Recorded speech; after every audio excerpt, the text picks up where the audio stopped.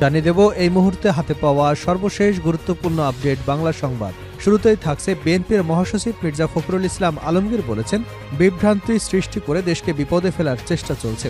এই ষড়যন্ত্রের বিরুদ্ধে রুখে দাঁড়াতে হবে। রোববার বিকালে সাকোয়া হাইস্কুল মাঠে সম্প্রীতি এবং মানবিক বাংলাদেশ বিনির্মাণ শিরোনামে পঞ্চগড়ে বিএনপির সমাবেশে কথা বলেন তিনি। মির্জা ফখরুল বলেন, ভীতি রাজত্ব সৃষ্টি করে ফ্যাসিবাদ প্রতিষ্ঠা করেছিল আওয়ামী লীগ। এখন দেশকে আবারও গণতান্ত্রিক পদ্ধতিতে গড়ে তোলার সুযোগ সৃষ্টি হয়েছে। ভোট দেবার সুযোগ পেলে জনগণ নিজেদের জন্য সঠিক লোককেই নির্বাচন করবে। এবারে জানাবো প্রবাসী আয়ে ঝলক দেখাচ্ছে বাংলাদেশ। বাংলাদেশের অর্থনীতি সচল রাখার পেছনে গুরুত্বপূর্ণ ভূমিকা রাখছেন প্রবাসীরা। তাদের পাঠানো রেমিটেন্সের উপর ভর করে শক্তিশালী ভিত গড়তে যাচ্ছে দেশের অর্থনীতি। প্রবাসী আয় রীতিমতো ঝলক দেখাচ্ছে বাংলাদেশ। চলতি ডিসেম্বর মাসের প্রথম 21 দিনেই $2 বিলিয়ন পাঠিয়েছেন প্রবাসীরা। জানাবো চট্টগ্রামে আসা সেই পাকিস্তানি জাহাজে কি আছে। চট্টগ্রাম বন্দরে নোঙর করেছে পাকিস্তান থেকে আসা আলোচিত জাহাজ MV ইউয়ান জিয়ান ফাংঝং। রোববার দুপুর 2টার দিকে 811টি কন্টেইনার নিয়ে বন্দর জেটিতে পৌঁছায় জাহাজটি। প্রিয় দর্শক, কি ছিল এই জাহাজে জানাবো বিস্তারিত, সঙ্গে থাকুন। এদিকে 1.5 যুগের জঞ্জাল 2-4 মাসে পরিষ্কার সম্ভব নয়।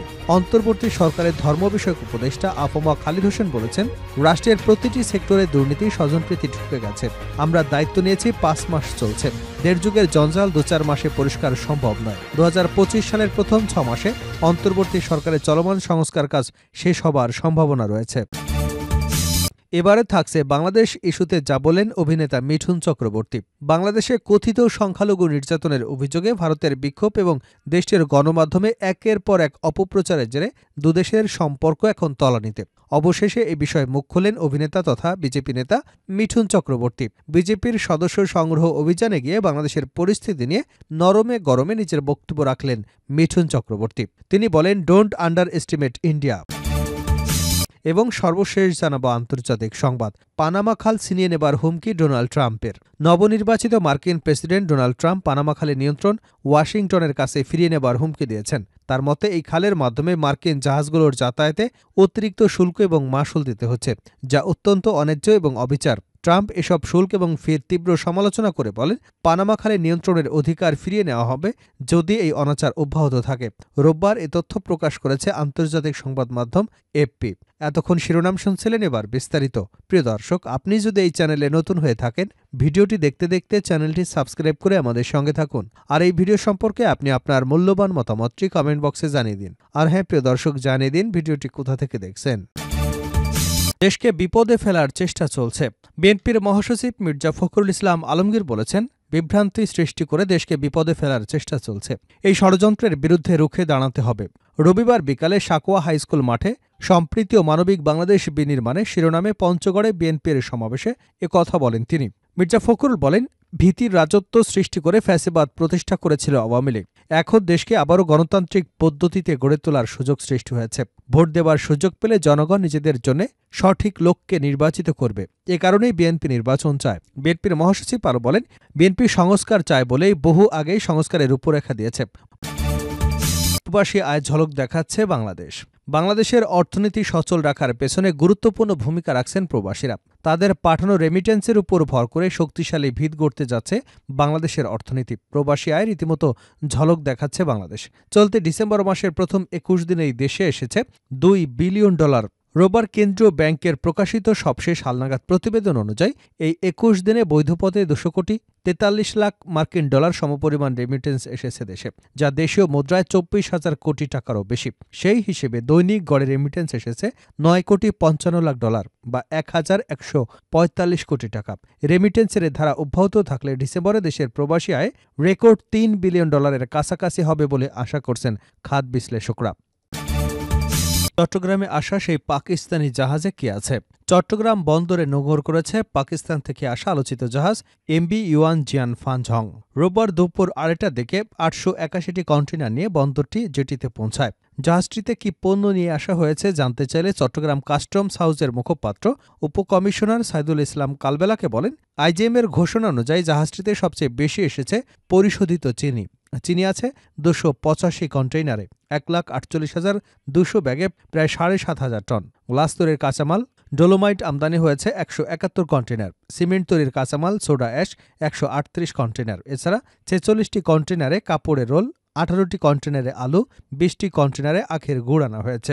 এছাড়া শিপিং এজেন্ট কর্ণফুলী লিমিটেডের সহযোগী প্রতিষ্ঠানের রিজেন্সি লাইসেন্স লিমিটেডের নির্বাহী পরিচালক আনিসুদ্দৌলা কালবেলাকে বলেন, জাহাজটিতে প্রথমবারের তুলনায় এবার কম সময় দ্বিগুণ কন্টেনার এসেছে, এতে ব্যবসায়ীদের খরচ সাশ্রয় হয়েছে। তিনি বলেন, এবারও জাহাজটি সংযুক্ত আরব আমিরাত এবং পাকিস্তান থেকে ৮১১ একক কন্টেনারে পণ্য আনা হয়েছে, যার মধ্যে ৮৬% পণ্য পাকিস্তান এবং ১৪% পণ্য আরব আমিরাত থেকে এসেছে।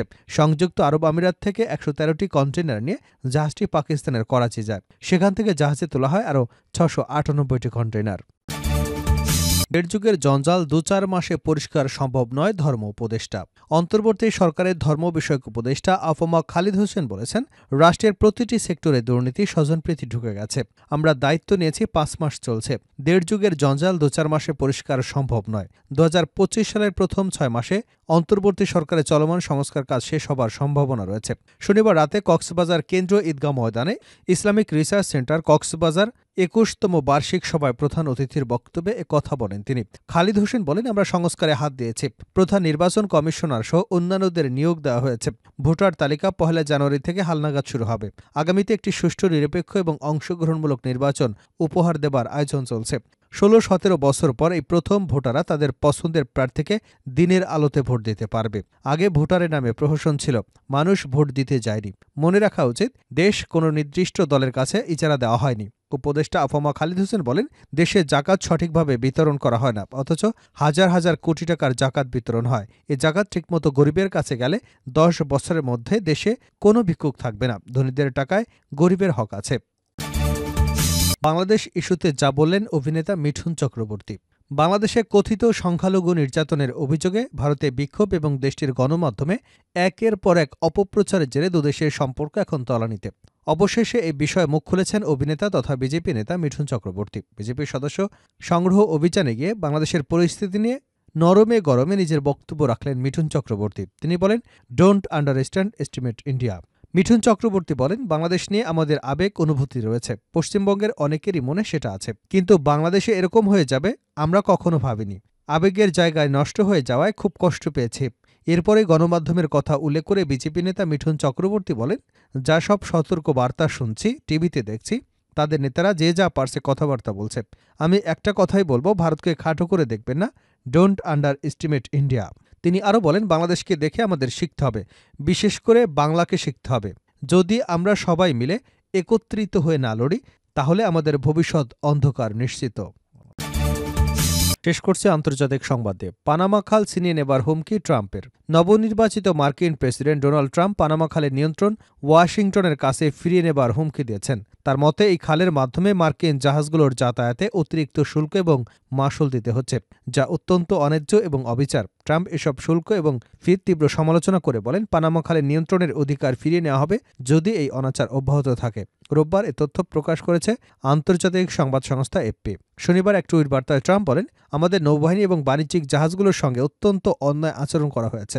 পানামা খাল যে ধরনের ফি নিচ্ছে তা হাস্যকর এবং অবিচার। এই পরিস্থিতি আর চলতে দেওয়া হবে না। তিনি আরও যোগ করেন, আমরা আমাদের দেশের স্বার্থে শিগগিরই ব্যবস্থা নেব। ট্রাম্প শনিবার পানামা খালকে ঘিরে চীনের ক্রমবর্ধমান প্রভাব নিয়ে উদ্বেগ প্রকাশ করেন। তিনি বলেন, এই খালটি আটলান্টিক এবং প্রশান্ত মহাসাগরের মধ্য দিয়ে মালামাল পরিবহনে অত্যন্ত গুরুত্বপূর্ণ ভূমিকা রাখে। এর নিয়ন্ত্রণ পানামার হাতে থাকা সত্ত্বেও চীনের প্রভাব এখানে বৃদ্ধি পাচ্ছে, যা আমাদের জন্য উদ্বেগের বিষয়। উল্লেখ্য, ১৯১৪ সালে যুক্তরাষ্ট্র পানামা খালে নির্মাণ কাজ শেষ করে।